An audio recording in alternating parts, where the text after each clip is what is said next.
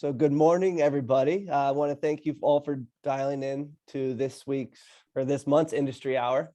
First, I want to thank Gabe at Locust for helping set up this month's industry hour with Lynnette Schaeffer from EIKO.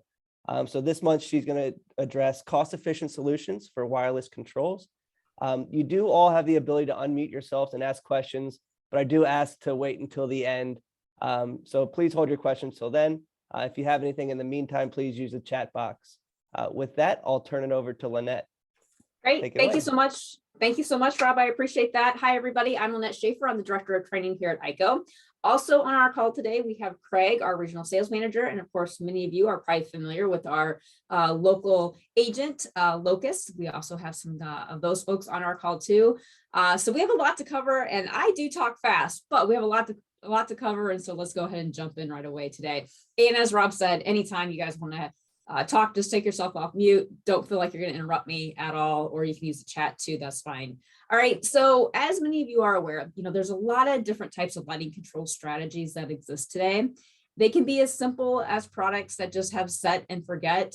In case you're not familiar with what set and forget means, EIKO's set and forget technology for color selectable, which means you can basically choose your color upon install. We refer to that here at EIKO, we call it field set. And then there's also something called power set, which allows you to select wattage upon install.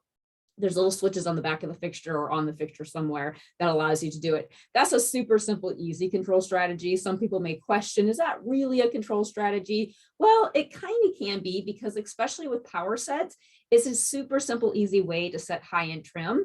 And you don't have to have an expensive network lighting control system that way, right? However, you do have to be a little bit careful, because not all utility companies will allow you to capture the greatest amount of rebates when you are using set and forget type of technology. So in that case, you may have to move into a network lighting control strategy of some sorts that would allow you to achieve high-end trim to be able to get those greatest rebates. All right, another lighting control strategy could be to use some kind of time clock system that allows your lights to be turned on or off, or increase or decrease in intensity at certain times. Of course, maybe the occupant is looking at dimming, whether that's manual dimming or via a scene selection of some sort. Perhaps occupancy or vacancy sensing may need to be a control strategy. Maybe if there's natural daylight in the space, you may have to incorporate daylight harvesting, or look at incorporating ambient threshold, or you may want to consider it for the greatest amount of energy savings. Then, of course, you also have just basic, simple, what we refer to as local control. Now, this is all fine and dandy and great, but the problem is when we look at these different types of lighting control strategies, they have certainly evolved throughout the course of the last 20 plus years, right? I've been in this lighting industry for about 23 overall. And I've seen them change. I remember back in the day, looking at these different control strategies was a bit scary and also very complicated. And sometimes it would require different components. It would require different manufacturers trying to get together to have a system that works. And so it made it really difficult. But nowadays, that's not the case. And that's exactly what we're going to deep dive into today. So to help incorporate these various lighting control strategies into a very simple and easy system, EIKO came up with Agility, which takes the various lighting control strategies we just showed you, makes them very flexible while providing various solutions based on the customer's needs and also the budgets, because we know, somebody may want a catalog, but they can only afford, I don't know, a Kia, right? So we get that. So this includes Agility overall, I guess, includes the fixtures, the sensors, the switches, apps, gateway, even the ability to incorporate BMS integration in those situations where your customer may need that. Now, in the next few slides, I'm going to take a minute to explain what each of these little icons mean and how they can be incorporated and installed into projects, as well as highlight how each solution is commissioned, which is sometimes scary, but with us, it's not. We make it really easy, which is exactly what EIKO is all about from start to finish, quite honestly. So the first one are standalone sensors. And just to be clear, a standalone sensor are basically just a sensor that is not part of a network lighting control system. You may be familiar with a standalone sensor that looks something like this, right? Bunch of wires coming out of it. Okay, very simple.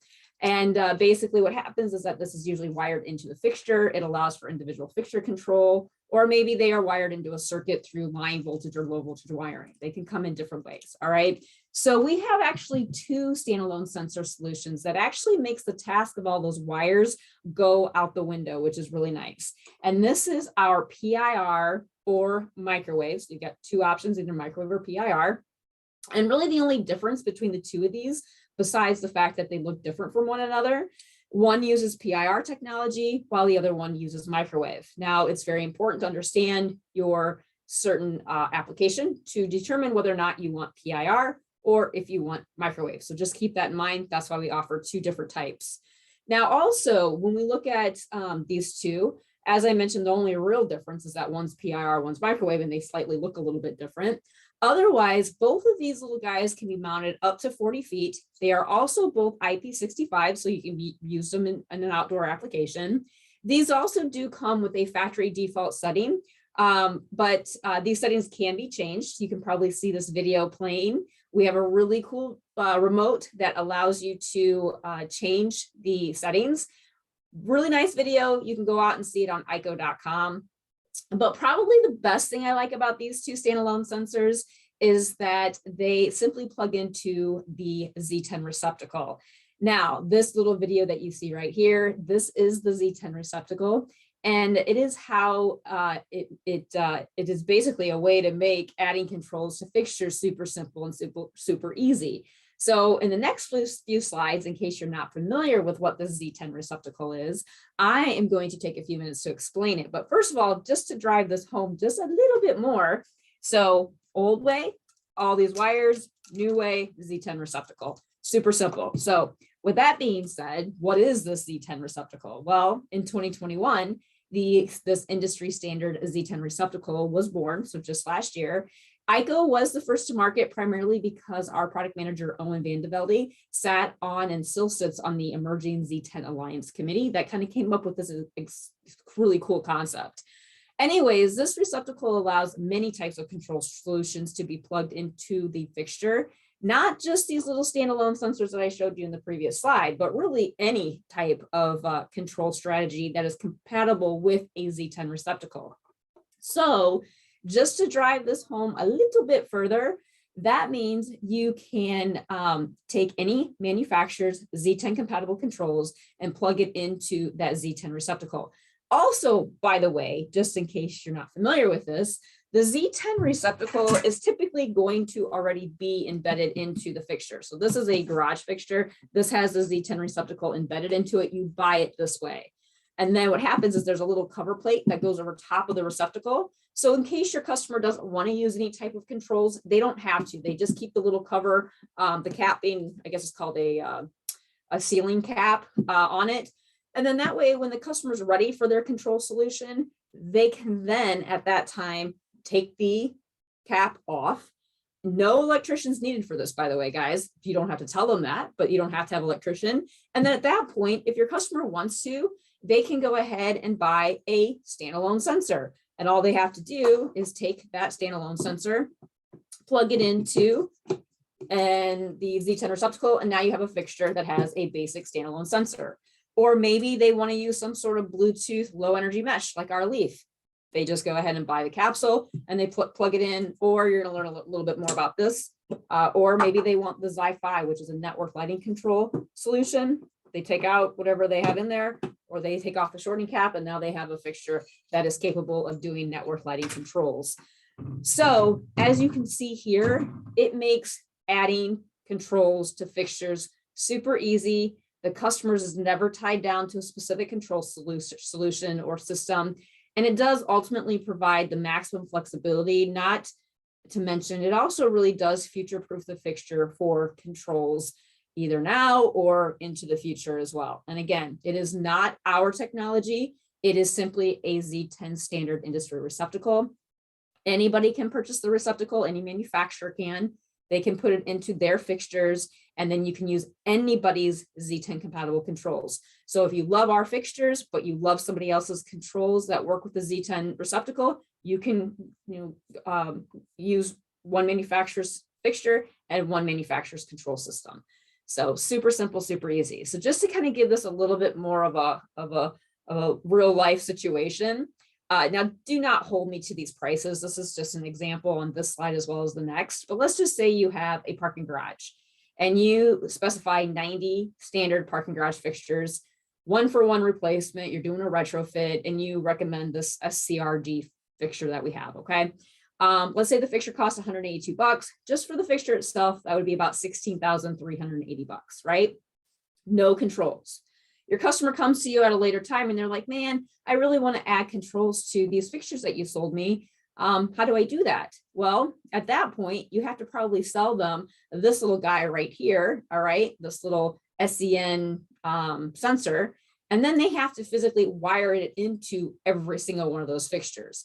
As you can imagine, the photocell, the sensor itself, I guess, would be about $60. There's obviously a cost to add that little sensor onto each fixture. And so now the overall project cost goes up to $26,280. So it's about $10,000 to add controls to that existing fixture that you sold them a year ago.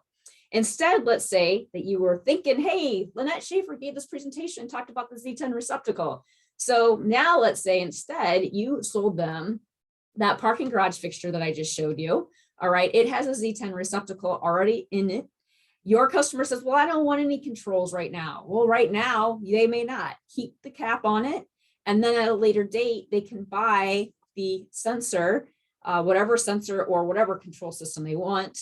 In this case, I just used a basic sensor. The sensor itself is about $35. You can imagine installing this is pretty easy because all the contractor has to do or the customer has to do is take it out of the box, twist it on, and now you have a fixture that has complete sensing ability, right? And in this case, the entire cost goes up to $19,170. So you can see it's only a couple $1,000s more to have them purchase a complete system. But even then, let me back up a second. So the SCRG fixture out of the box is slightly more expensive, which I know is silly, than the SCS right there. So right out of the gate, you're already saving the money, about $12 a fixture, by just going to a fixture that is has that Z10 receptacle built into it. So right there, you're already saving the money. But then the real savings comes into when they want to add controls, whether it's a standalone sensor or a network lighting control system. You can see it's not nearly as expensive as going to a complete, standalone type of sensor that you have to wire into a fixture. So that's that example. Now, another example that I have for this is right here, and this is a high bay. So I had all this populated at one time because you get the gist of it, right? We've already kind of talked about how each one of these in the previous example kind of looks. Same exact thing, but in this case, it is a high bay. So 90 fixtures, just the fixture itself is $18,000. If you were to have a fixture that you had to wire up a sensor to, $27,270. And instead, if you were to buy a high bay fixture with a Z10 receptacle already in it, your fixture cost is, and with the sensor too, is $22,770. So you can see in this particular example, the LLH fixture with a Z10 receptacle is only $10 more, and probably a lot of cases, if you guys come to us, it may not even be $10 more. Who knows? It depends on the size of the job. All right, so that kind of gives you an idea of how cool that Z10 receptacle is. As far as the fixtures that we have that currently have a Z10 receptacle, this is sort of what it's looking like. You're going to notice that we're going to start coming out with more and more that have a Z10 receptacle embedded into it. They're probably going to be more directed towards industrial applications and exterior applications, not so much commercial, residential type stuff, right? The other thing that I want to mention is that this vapor tight, the VTS, about the third one over from the left, that one there is set up to have a Z10 receptacle wired into the fixture field installed. But just as a side note, don't think you're going to buy a Z10 receptacle and wire it into any fixture. It doesn't work that way. The fixture has to be able to take a Z10 receptacle. So typically you're going to find that Z10 receptacle already embedded into the fixture. Very few times you may find a fixture that will accept a Z10 receptacle that is field installed. So just as an FYI, that's kind of that. So if you guys have any questions on this, use the chat or take yourself off mute. Happy to answer any questions that you may have. Now, the other thing I just want to say too is that when you look at the Z10 receptacle or wireless controls in general, from a receptacle standpoint, the Z10 is analog based. There is another type of receptacle, industry standard receptacle, that is digitally based. Now, the only two differences, the biggest differences between these two, obviously one is called Z10, the other one is called a Zaga D4i. They are not interchangeable. One is analog, one is digital. The nice thing about analog is that most of the fixtures that exist today, and most of the drivers that are out there today, are analog based. All right. There has been dolly drivers out for a very long time. They probably are not as well accepted here in the United States as analog, not even probably. Analog is way more acceptable and also way more readily available, and they're way less expensive too than a digital system. Digital was really big over in Europe. I worked for Philips for a number of years. I know this because I went over there to their headquarters quite often.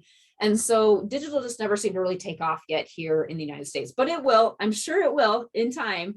But we chose the Z10 technology to incorporate into our fixtures because it's readily available, it's less expensive, and it future-proofs the fixture for whatever type of controls that are compatible with it, which is really nice, which is very similar to what the digital system does too, but they are not compatible with one another. All right. So as I've said earlier in this presentation, I was going to go through all those icons with you around the agility. So we got through standalone sensors, we got through Z10.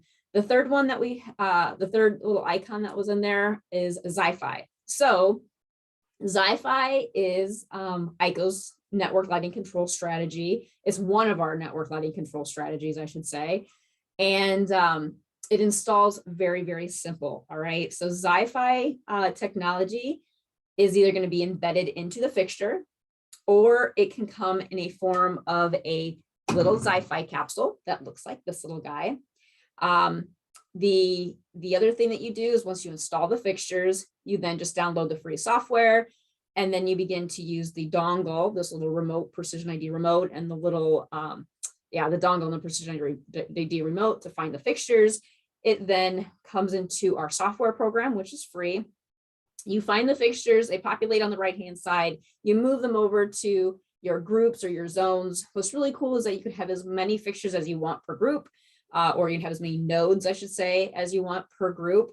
And you just continue to kind of start putting them into their groups, putting them into their zones. You can also move it around, as you can see here, to kind of replicate what your specific system or application looks like as well. Once you're done with that, you then click on a zone, and then that is where you're going to be able to start to adjust your brightness levels.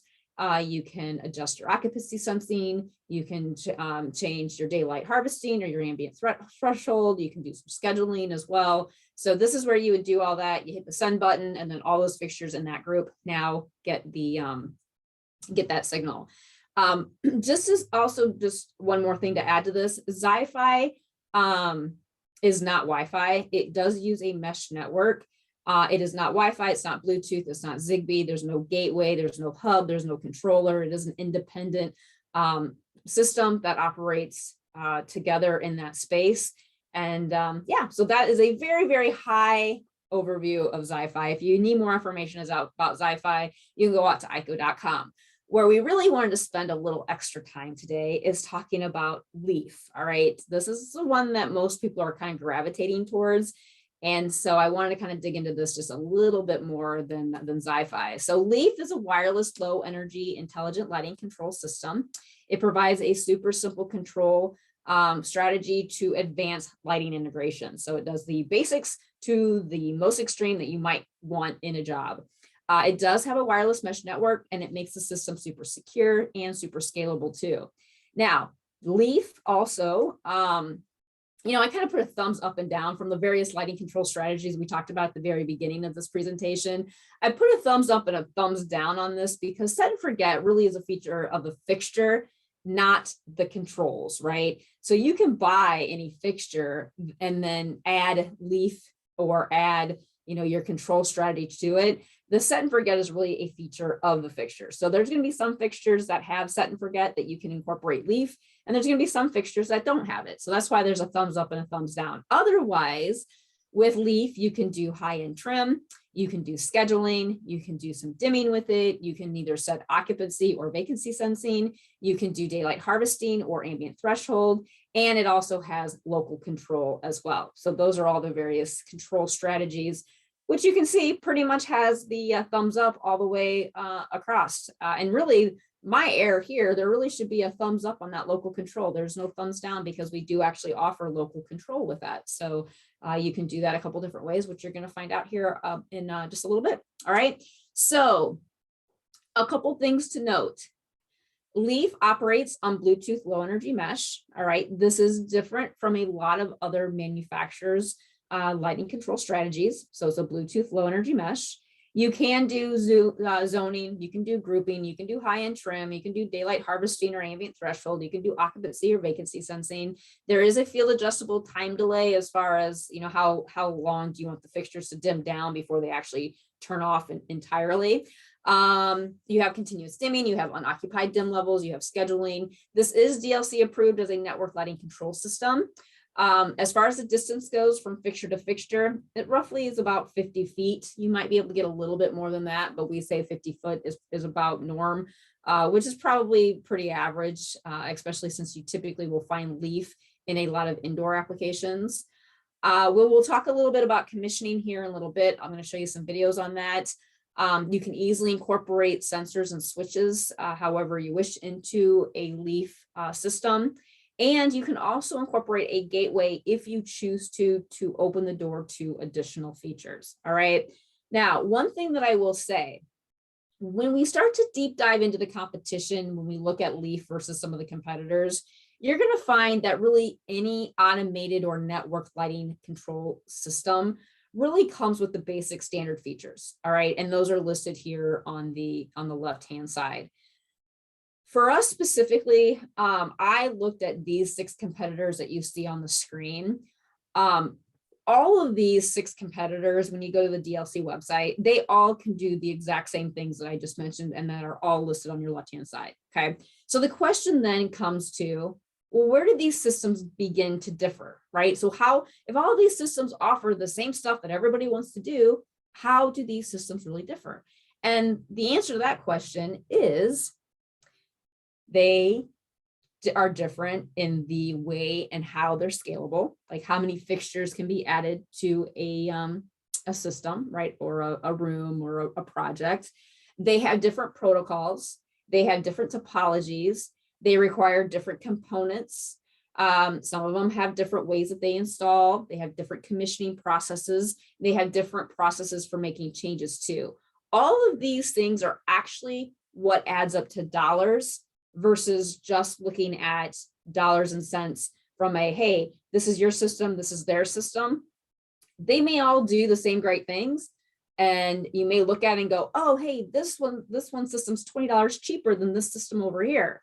But when you start adding up all of these things that you see on my screen, that $20 goes out the window because you may need more components. It may be harder to make changes. It may not be as scalable as other systems. So it's really important that you dig into these things that you see listed here and not just what's on the surface, right? So I'm going to do a little bit of a deep dive into each one of these over the course of the next, 5 minutes, I suppose. So the first one is scalability. Okay, not all systems are easily scalable. All right. So as you can see here, EIKO's Leaf and Rab's Light Cloud are the only 2 that has a full portfolio that offers whole building, room, or zone and structure parking. Now, all of this information, all I went to is dlc.com. You can pull up all this information directly from their website. It is a really massive Excel spreadsheet, but you can get it condensed down to exactly what I have here on my screen. So this is not anything that isn't published on anybody's website. And then also you've got somebody like Signify EasySense. They're only actually capable of controlling a room or a zone. So that's one thing to look at and think about when you're specifying or looking at purchasing a lighting control, network lighting control system. The second one is protocols. All right. So you may say, what protocols? So I could do a complete 30-minute training just on protocols, but I'm going to keep this very high level. So most of our competitors are going to mainly be using Zigbee protocol, a Wi-Fi protocol, perhaps a few may be using some kind of BLE mesh protocol or Zifi, Zigbee mesh protocol. Maybe they have their own proprietary system, right? So that could be the case like with Acuity's Nlight. That's a proprietary system just for them. Now, these protocols are different because it's about how the system communicates. How does one fixture communicate to the next? And also they're different based on what kind of components that are required for the system to work. Now, the way systems communicate is referred to topologies. All right, so topologies can come in different kinds and types. As you see here on the screen, the most common topologies in a lighting network are star, tree, and mesh. And just be aware, a Zigbee mesh is different from a BLE mesh because a Zigbee mesh actually requires an end device, a coordinator, and a router, as you can see here in this image. Maybe just to drive this home a little bit further too, is if any of you are using any type of smart lighting in your home, or maybe even a smart garage door opener or anything of that nature, it is going to be more like a star topology where you have your router at your house, right? And, or a hub, perhaps, maybe, and all of those things that you want to connect to via your phone when you're away, they are connected to either a hub or a router of some sort, right? Well, the problem is if that hub or that router fails, guess what? You can't get into your garage door, right? You can't open your garage door. You can't close your garage door. I know this because we have a property that we have a garage door on. And if we don't have good internet connection up there, we can't open or close the garage door. So I know this first-handedly. So that's something to kind of keep in mind with these different type of topologies. Now, the Zigbee mesh topology, I just want to drive this home, is different from a Bluetooth mesh technology. All right. So a BLE mesh, which is what Leaf uses, there's no need for these extra components. There's no need for a hub, a router, all the other stuff, right? With a BLE mesh system, the nodes or the fixtures, right? That whole network, the whole communication system will automatically connect and communicate to one another, and they will do it in the fastest way possible. That way that data is sent super quick, your lights turn on quickly, and it also ultimately amplifies the signal and extends the range too. So that is the biggest difference between a BLE mesh and a Zigbee mesh. Now, also with a Bluetooth mesh, BLE mesh, Bluetooth low energy mesh, I should say, you automatically get faster data transfer, you get greater range, and it's also scalable to thousands of devices. Additionally, this type of network reconfigures automatically when nodes are added.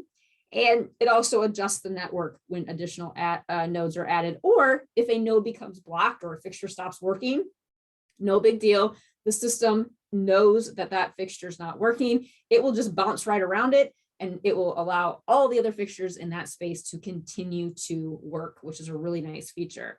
So in general, overall, Leaf, you have no bottlenecks because there's no hubs, there's no central controller, there's not a gateway unless you want to incorporate a gateway. It does not require a gateway. You can obviously add one if you want to.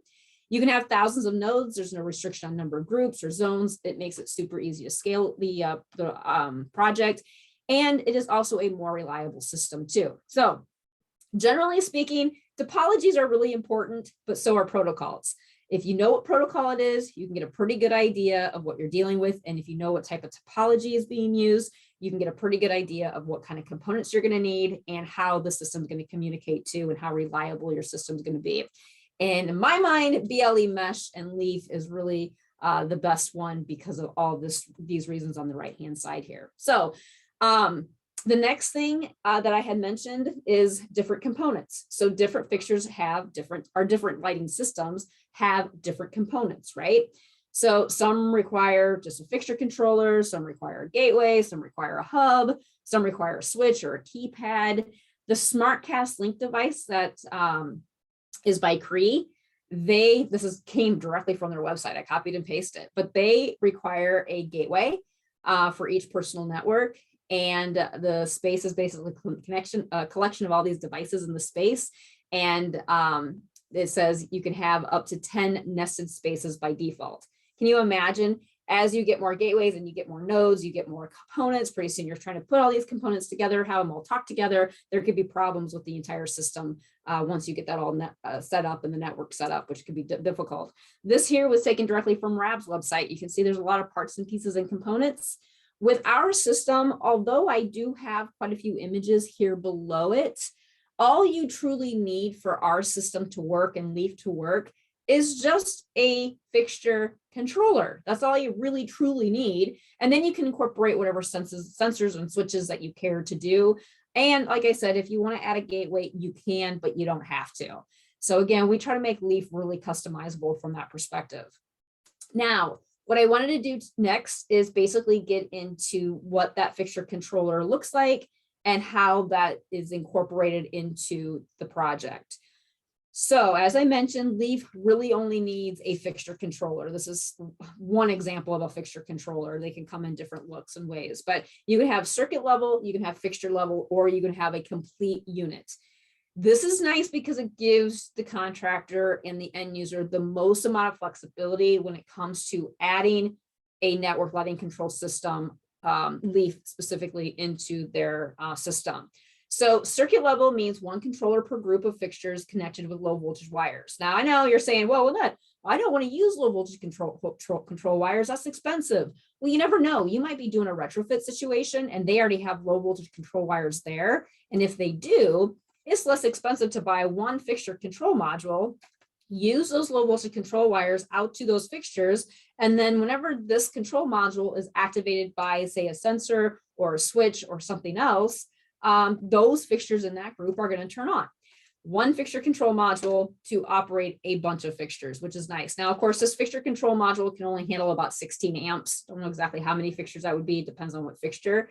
Also, the nice thing about this guy and this type of setup is that you can have any type of fixture, any manufacturer's fixtures, as long as it has a 0 to 10 volt analog driver that is dimmable, right? So you can incorporate different types of fixtures with this type of fixture level type of system. So very cool that we offer that. A lot of other manufacturers don't offer this as an option. So that's option number one. Option number two is fixture level. So you would have this little fixture controller embedded into each fixture. Typically that would come from us, the manufacturer. You buy the fixture, and then again, you can create your zones however you want. You can create your groups however you want. You can change those groups, you can change those zones because there's no low voltage control wires. This is just basic, everyday, standard power going to your fixtures. This is embedded into the fixture. And now you have the each fixture basically with their own social security number. And then at that point, you can incorporate your sensors, you can incorporate your switches, you can incorporate whatever you want to make the system more automated. And then the last one, which is one of my favorites, is a complete unit. So this is actually a retrofit fixture that has a sensor built into it. What's great about this is that it's going to be the one that's probably going to give you the greatest amount of rebates because it has everything embedded into the fixture. So you can probably barely see it, but right about here, there is a little sensor, and that sensor would be embedded into each fixture. If you wanted to incorporate a switch at that point, you could, but you don't have to. Otherwise, each one of those sensors are going to be able to react to whatever or however you program it. So if you have 10 of these fixtures in a space, 5 of them are grouped together in one zone, 5 of them are grouped together in another zone. If any of those sensors on any of those fixtures in that group one, let's say, if any of those fixtures are activated and sense motion, they're all going to turn on. And however you program the system, those lights will turn on and stay on for X period of time. They can dim down, they can shut off. It's all based on the programming. But overall, those are your 3 strategies: circuit level, fixture level, and complete unit as far as Leaf goes. So really customizable, really depends on what your customer wants. So as I mentioned a second ago actually, it all is up to how the system is commissioned and programmed. So we try to make commissioning really easy, and we give you some options for that too. So you can do what you choose to do here. I like to do the design myself on a web portal. I actually did this for one of my at my training center that I have out in Olathe. We call it the EIKO. So the IQ was a brand new space. I knew how the layout was. I did a lighting layout, so I knew where the fixtures were. So at my home in Davenport, Iowa, the Quad Cities, I brought up that lighting layout. I uploaded it into the web portal, just an internet browser. I uploaded that. And I then designed how I wanted each area within the IQ to look. I knew whether or not I wanted it to be vacancy sensing or motion sensing or occupancy sensing. I knew I wanted either daylight harvesting or ambient threshold. I knew how long I wanted the lamps or the fixtures to turn on for, and I did all the pre-commissioning. Very simple, because then when I got to the site, I was able just to bring up the all my work that I did on my app, on my Apple app and or my Apple tablet, and I was able to connect to all the pre-work that I did. And then all I had to do was just add the fixtures. It literally took less than 5 minutes to commission that entire space, which would have been a lot more challenging had I done it in person. However, I do realize that a lot of people just want to do it in person. They don't want a web portal. So you have options. You can either do the design phase on a web portal, or you can just do it straight on the little app on your tablet, or you can use the combination of both, right? So I'm going to show you what that looks like, and then we're going to wrap up here in just about another 3 minutes. So this little video is going to show you exactly what the pre-design phase looks like. So you obviously name your project, you create you figure out your time zone, right? Then you will upload your photo. So in this case, or it could be it can really be a hand drawing. It just has to be a PDF. So you could actually draw it out if you wanted to, convert that to a PDF. In this case, this is a project that I did for a school. I had a nice little CAD drawing, so I converted that to a PDF, but you don't have to have anything quite this fancy if you don't want to. It can be very rough, but then you just click on each area, you name each area. All right. Once you name each area, you then choose a profile, and these are custom profiles, or they can be profiles that we have listed already. If you don't like the profile that's listed, no big deal. We go ahead and allow you to change it, but this is where you're going to set your occupancy setting, your time delay settings, what you want the fixture to do if you lose power to the fixtures, and anything else that you want to add. So once you get done with this part, you are now finished with the pre-design phase. That's as simple as what it is. And obviously you would go into each one of those areas and choose what you want the profile to be, but that's all you have to do. And then at that point, what happens is that you then go out to the job itself, right? Once you're out to the project and you're actually in that space, you now open up your, yes, it is Apple, by the way, you open up your Apple tablet, you click on that project that you just did the pre-design, you find that particular space. So in this case, you just saw it there. You click on that little area, it'll say, hey, add your devices. So you're now in that space, your devices are on, your fixtures are on, you find them, you add them to the appropriate area that you created. And if you want to change your profile, you can, in case you're like, oh man, I really wanted to do this instead. Easy peasy, super simple. Now, the other option, like I mentioned, if you didn't want to do the pre-design, you don't have to. You could just go directly out to the job. All right, you're a contractor, you just installed the fixtures, you have your tablet, you open it up, you create your project, you name your project, you do all the stuff that we did in the pre-design phase, basically right there on your tablet. So lots of options, you get to pick what you want. So that is basically an idea of what you're dealing with from a commissioning standpoint. We do have support. We have support either ourselves at EIKO. We will have some resources out in the field as well. We do have a dedicated phone line, and you can access it's all accessible through the app too. And just to kind of leave you with this real fast is Leaf does offer 3 layers of security. I know that's a big topic that a lot of people care about. We have security node protection, message, as well as network level protection.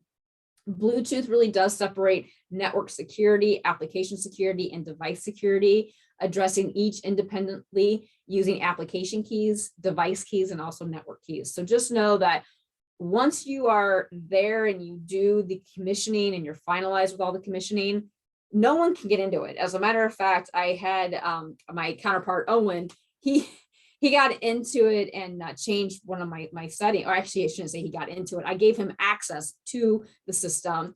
He ended up changing some stuff, and then he ended up taking it out and then creating one on his own iPad with his own login. And I wasn't able to access it at all. So it is extremely secure. He had then given me access to it. I had to take it back. I mean, it was very difficult to access any of that at all. So anyways, so we accomplished a lot in 40 minutes. We went through our standalone sensors. We went through Leaf Bluetooth Low Energy Mesh. We also talked about sensors and switches and how you can incorporate those into a Leaf system. We also talked briefly about a gateway and how you can do that. Talked a little bit about Zifi, and of course, the coolest thing ever, the Z10 receptacle that I hope you guys will all walk away with going, that's really cool stuff. So that is it. What kind of questions do you have for me, if any? Yeah, Lynnette, Charlie McDonald. Joe, I got 2 questions. First question is, what kind of emergency lighting solution do you offer, and also temporary lighting? Yeah, so I'm going to flip over so I can show you on our website, because that'll be the easiest thing for me to do. So go out to EIKO.com. There it is. Oh, hey, I should probably show you this screen instead. I'm looking at my other screen. All right, so come out here. If you go to products, you can come down here to, I think it's LED fixtures. And then once you're here, come on, think about it. It's thinking.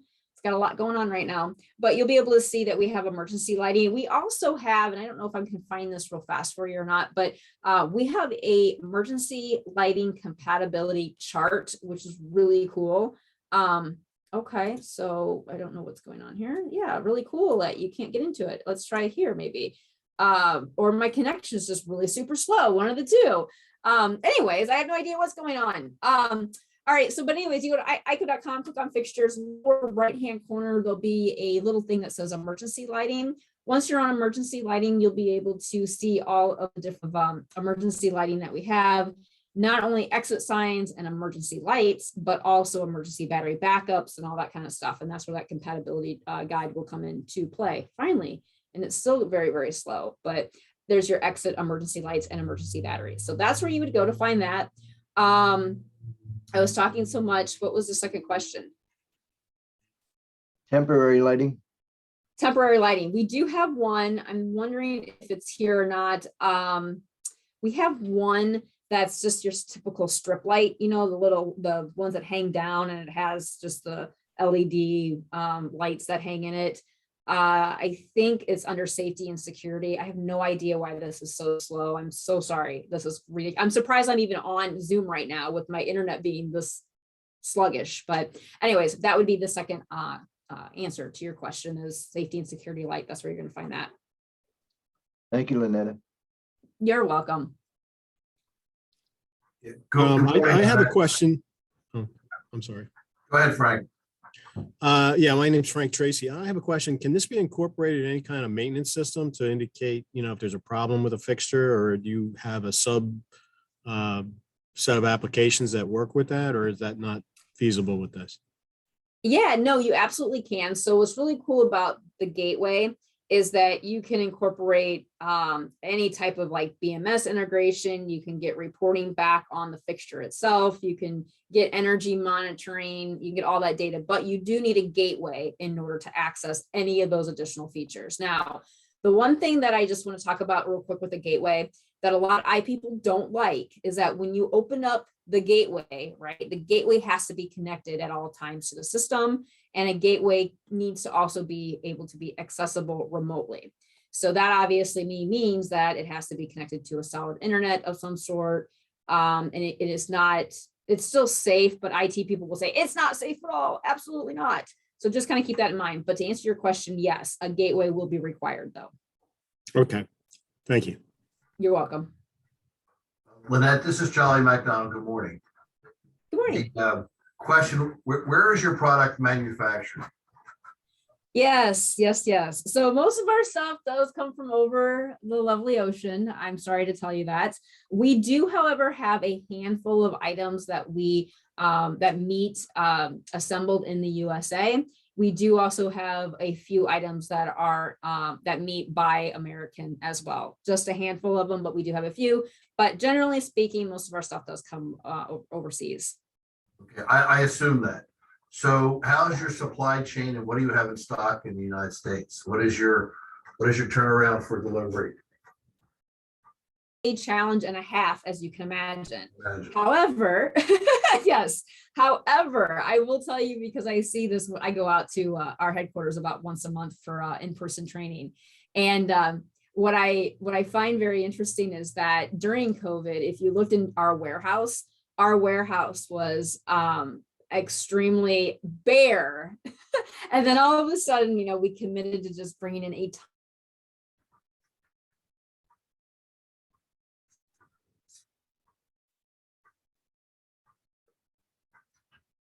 Hey, Lynnette, we lost you there for a minute.